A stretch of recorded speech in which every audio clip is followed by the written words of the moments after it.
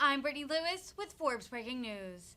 The House Judiciary Committee held a markup Thursday on gun control legislation.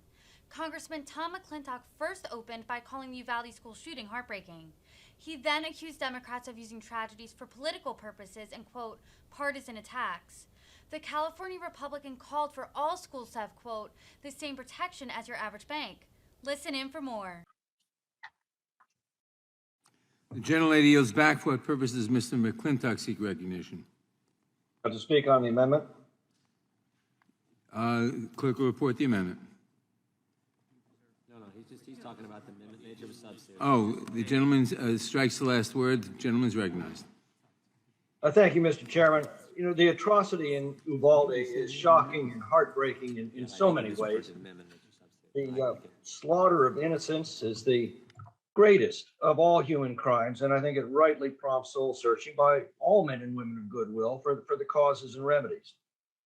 It's disturbing, though, some have used this and other recent attacks to justify either partisan attacks, like we just heard, or policies as before us today to make it harder for law-abiding citizens to obtain firearms in the hope that by doing so, that someday maybe they'll become unavailable to the lawless. Well, I think this overlooks the obvious immediate action that is long overdue in this world of sin and woe. You know, if you walk into any bank in this country, you'll see at least one armed guard whose purpose is to protect our money with lethal force. And yet at Uvalde and in so many other school shootings, we were not willing to protect our children with the same force as we protect our money.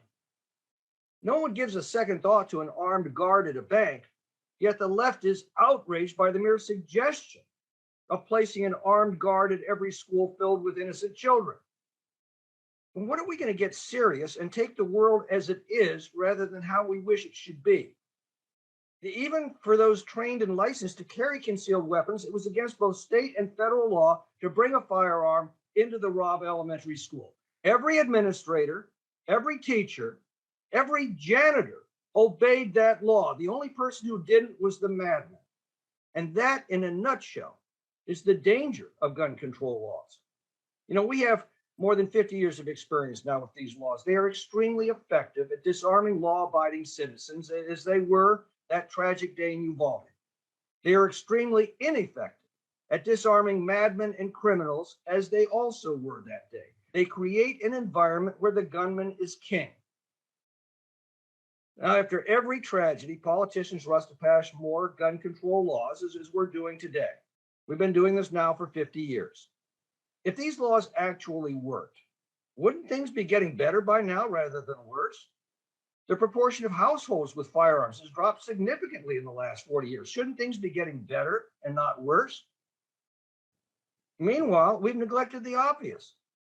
The dangerously mentally ill are not confined and treated as they were in the past. I calculated in California alone, we'd have roughly 100,000 more mentally ill confined in mental facilities today if we maintained the same proportion of the population as in 1960.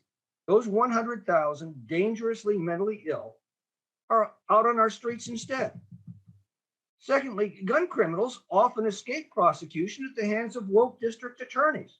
Let me give you just one example. Hunter Biden illegally acquired a handgun despite being an admitted drug addict, a handgun that ended up being taken out of a public trash can 500 feet from a school.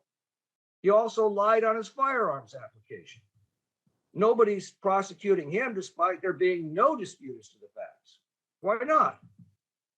But most obviously and immediately, in almost every one of these atrocities, there was no shoot back.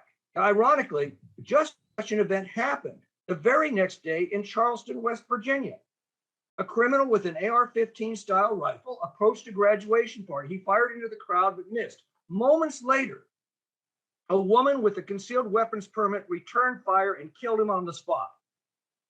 You probably haven't heard of that incident because on that occasion, there was a good guy with the freedom to return fire. That freedom was denied at Robb Elementary School. You know, if we could actually banish all guns from all criminals, sign me up. But I suspect that gun laws will be about as effective at keeping guns out of the hands of madmen and terrorists and criminals as our drug laws have been at keeping drugs out of the hands of addicts. The difference is The drug laws don't disarm law-abiding citizens from defending themselves. Gun laws do. The one thing we can do right now, this instant, that will have an immediate effect in stopping such slaughters is to assure that every school has the same protection as your average bank, and that every school official with the training and licensing can carry a concealed weapon if they choose. And if we're not willing to take that simple, immediate, and wholly effective step, then we're obviously not serious about stopping these outrages. I yield back. The gentleman yields back. For what purpose does the gentleman from Rhode Island seek recognition? I move to strike the last word. Gentleman is recognized.